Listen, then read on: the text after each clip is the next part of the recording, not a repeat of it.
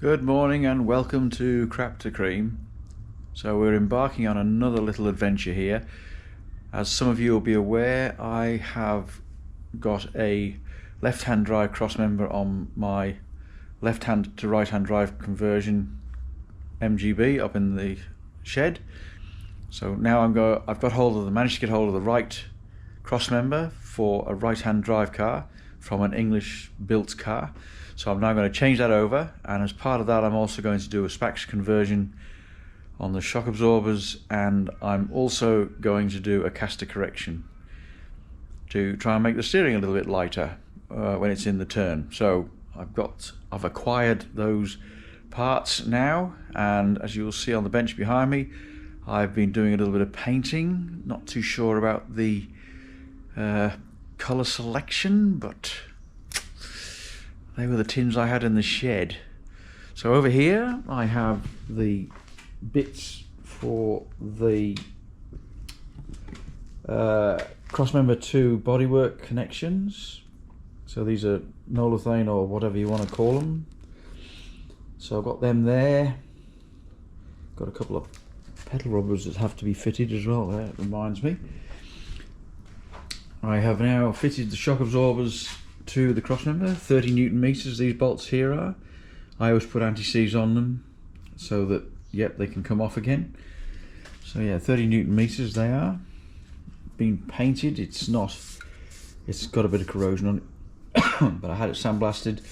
I ran a tap down all these threads here before I put it in, and also with the spring washers on these here, after they've been tightened up a few times, they tend to squash the hole in the middle of the shock absorber, so it's hard to get these bolts in. So I always run a file around the inside of the hole to get rid of the burr at the top before I put them in. Makes things a little bit easier. You don't want to make it too loose because you don't want it wobbling around all over the joint. So the kit comes with new brake lines, shock absorbers obviously, comes with the new brackets. So they obviously go on there, and that's the orientation for them. And then these go on here, they go on the bottom wishbone. And what you have to do, right, and you don't want to forget, is to take this out and remove the valve. So I will do that now as we are here. So hopefully you can see that. So take this out of here. It's not under a great load of spring. It might be an idea to have a little bit of a rag here just to catch any oil, save it going on the new paint. I undid it initially because so, and that comes out like that, and then you remove this bit here. Put that aside for a rainy day. Give that a bit of a clean, and then pop that back in there and tighten it up appropriately.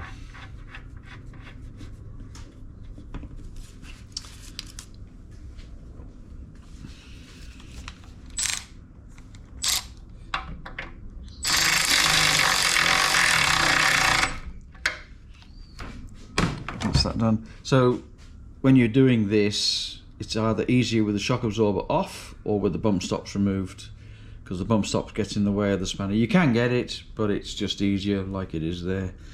So that's that done now, and if you don't do that, then you get the shock absorber, the Spax shock absorber, working with this shock absorber, and it doesn't feel very good.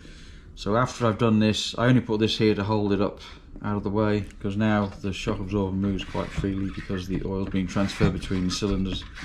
So it's more of a pivot now than anything else. And then I'll take this screw out of here. I don't know whether you can see that one there. I'll take that out of there, and I'll top the oil up. Put some fresh oil in. And if you want to, right, you can remove this back cover, drain it all out, and then put fresh oil in at the top. So I did this, I replaced the oil in these when I had the car apart not long ago, so I know there's fresh oil in there. So I'll just top it up after a little bit that dropped out of there. Alright, I'll go to the other place now, and then we'll do a ground zero check on what that looks like. So here I am in my other place of residence. So the car Rose is on the hoist, and this is just a video to show you the starting point. So you'll be able to have a look at the start, and then hopefully I'll get this done in four parts, and then you can see how it goes from looking as it is now to what it is looking like in the future. So this is what it looks like now. So there's a, so that's, yeah, I've got ventilated discs, and I'm going to do this. So there, yeah, you can see all the little bits and pieces. I've done some renewals of stuff. I've replaced bushes because I had to do that to get it through the pits. But now I'm going to replace the anti-roll bar bushes. Show you that. So I'm going to replace these. I'm going to replace this because, as you might be able to or not see this, they are bent over. So they've been bent over to try and keep the rack from hitting the steering column, from hitting the chassis rails. So that's why I'm doing the change in the first place. So there you go, that's what I'm up to. So this is what it looks like to start off with, just so you've got an idea of. So I'm going to replace these. This has got a bit of a kink in it, not the best, so that needs to be replaced. They are new discs, new calipers. I don't think this caliper, I don't think this one's as bad. No, this one's not as bad. But anyway, they're going to get replaced. I've got new ones. I would prefer to put braided ones on, but I haven't got any new ones, so that'll do. Also, for those of you who have the Moss coil or oil filter conversion kit, so you'll see the oil filter up there. Now the number of the oil filter that you get with that, right, it's really weird. So I found that this one fits. So it's a Toyota. So that's the one I'm using. It's used on the Toyota range in petrol and diesel engines. Toyota renowned for reliability, etc. Anyway, that's just a by the by. Here's the castor correction kit. So the thick end of the wedge goes facing the front. The thin end of the wedge goes facing the back. They give you 4 new nuts to replace the nylocks that are on there now. And they give you a range of shims here to shim the steering rack because you change the angle of the cross member. I'll go through that as and when we get to that point. They give you some clear instructions on what to do. So we'll see how we go with that. Just a bit, that's something a little bit different. And if it works well on this one, then I'll do my other car as well. All right, so I think for me, that's about it. Thank you very much indeed for subscribing, for comments. Certainly had some lively discussion on the last topic, which was the left-hand to right-hand drive, rad position, late bodywork, early rad position, all that sort of stuff. Great conversation, and there are some people out there with a wealth of knowledge, and they've put me onto some good books to get so that I can follow up on it myself. Anders Klauser's MG something or other. So I've got that book coming, so I'll make me a little bit wiser hopefully, and yeah, I think we'll leave it at that for now, and I'll speak to you soon with maybe part 2, which hopefully will be stripping down and removal of this cross member.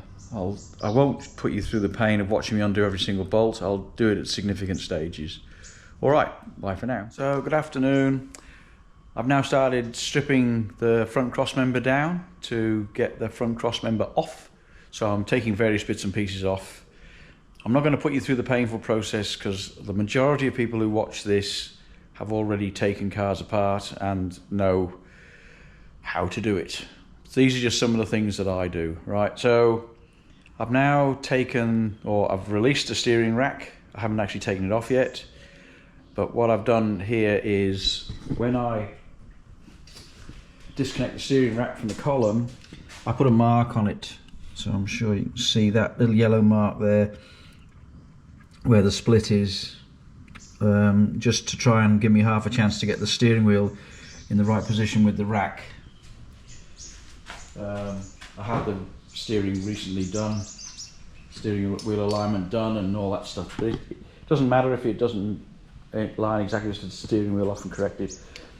I've used this for taking the ball joints off the tie rod ends on the steering rack. I used to use a hammer, and I think somebody described it as percussive maintenance to get but this, like, yeah, relatively straightforward and cheap. Doesn't damage anything, doesn't accidentally damage the boots or anything. I have released the nut on the top here. I've also released a lot of nuts underneath, which I'll show you in a minute when I take the car back up again. Yeah, that's all. I'll just lift the car. While I've still got Rose where she is, right, I just do this. So on the master cylinder, I put a piece of plastic underneath the cap to try and form some sort of vacuum seal so that when I release the brake pipes, I don't drain all the brake fluid out.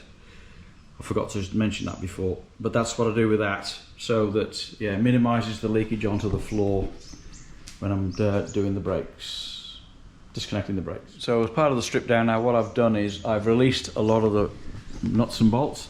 So you'll see I've let them go on here, here. I've removed the steering rack bolts. Obviously the tie rod's undone. I've also undone these here, undone these here. Only slackened them off, I haven't released them.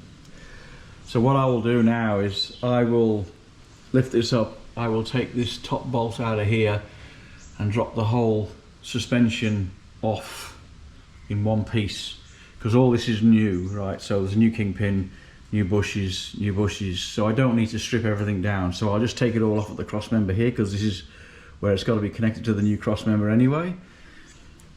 So that just sort of makes it a bit more efficient. I've taken the anti-roll bar off, and anywhere where I can I put the bolts back where they came from so I don't lose them, and when I've got to take them off I then bag them and tag them so I know where they go back. Alright, so that's what I'm going to do next. I'll jack up here, take this pin out, that'll release that. I'll take the spring out, and then I'll take the bottom wishbone off and the kingpin right off. And then I'm at the point then when I can undo the 4 bolts and drop the cross member off. So that's the plan now. Let's see how that goes. So here we go. And if this doesn't work as planned, you'll never see it and you'll never be any the wiser. So right now I dropped the suspension down on my gearbox stand and I removed the spring. Spring has been removed. Tension has been released. I've now let all the bolts go here, so this can all come. The brake line's been released, everything, the top pin's been taken out from the shock absorber. So in theory, this should just lift off here now. And I can put that on there, like so, and then lift it down to the floor.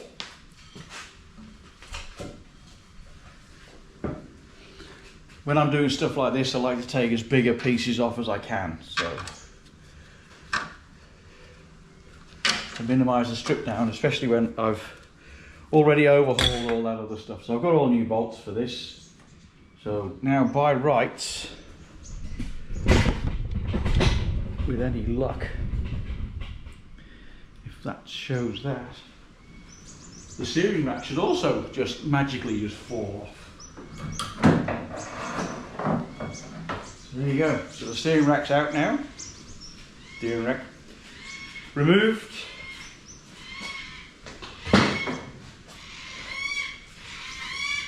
So now I'm going to do this side, but I'm not going to put you through the pain of watching me do that side. This side, it's just, yeah, I know, it's a lot easier on a hoist than it is on the floor.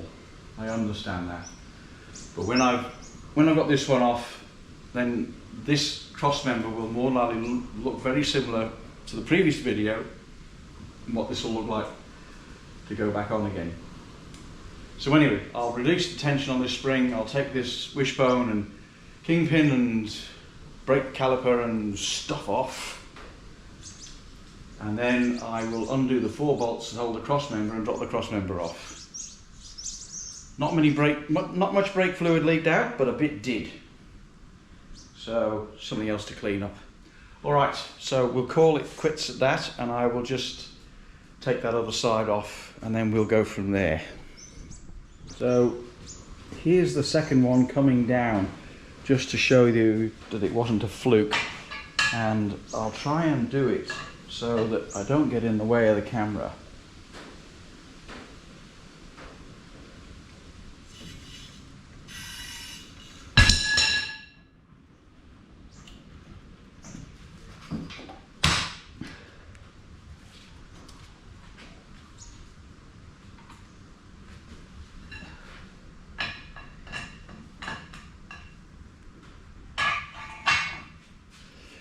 So that is it, and that should release the spring enough that it'll come out.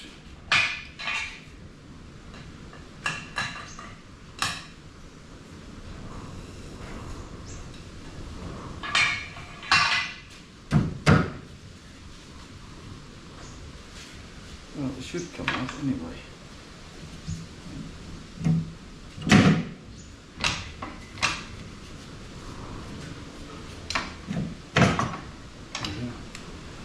Spring removed.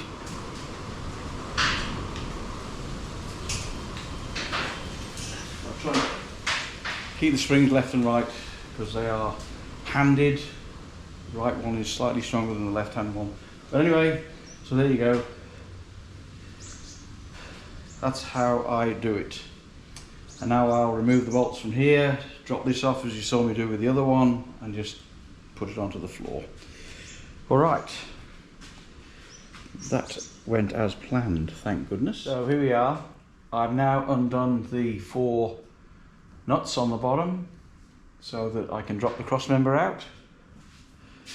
I used a wobbly bar, a universal joint with an extension on it to get the ones at the front. So that goes through there like that. And that's it. These weren't tight. They were surprisingly loose actually, and I suspect that might have something to do with the oil-soaked rubber after the previous event that I had. So this by rights now should just drop down, and I can't see anything else. And then when I've done this, I'll then go up to the top and I'll release all the nuts on top of the chassis rails, and I'll drop all the rods through.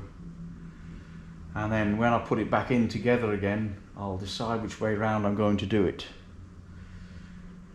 Because normally what you do is you put them into the cross member and then feed them up. So I'll see what happens. I find it this way is the easiest way to take the cross member out. So anyway, by rights I should be able to just release this jack now, and then everything should just fall away. There you go, look at that. Yippity doo-dah. Alright, cross member removed. So I'm going to pull that out of the way without dropping it on the floor.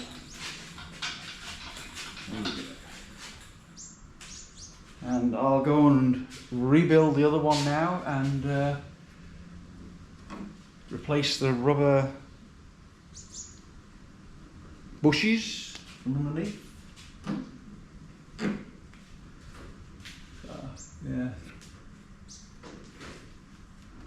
looks all right. Okay, I won't waffle on anymore. Thank you very much indeed for subscribing. Thank you very much indeed for your comments. I'll go and rebuild, or I'll go and finish off rebuilding the other one, because I've got to take the bump stops off this one and put the bump stops on the other one, because these are okay, there's nothing wrong with them. And then I'm going to take these out, clean all these up, and get prepped ready for the castor correction kit, and yeah, putting the shock absorbers back on. The brakes didn't leak, the brake pipes didn't leak too much, so there's a little bit of a drip on the floor, but that's about it. Didn't lose the whole master cylinder. Alright, so I think that's all I've got to say really. So thank you very much indeed, and yeah, bye for now.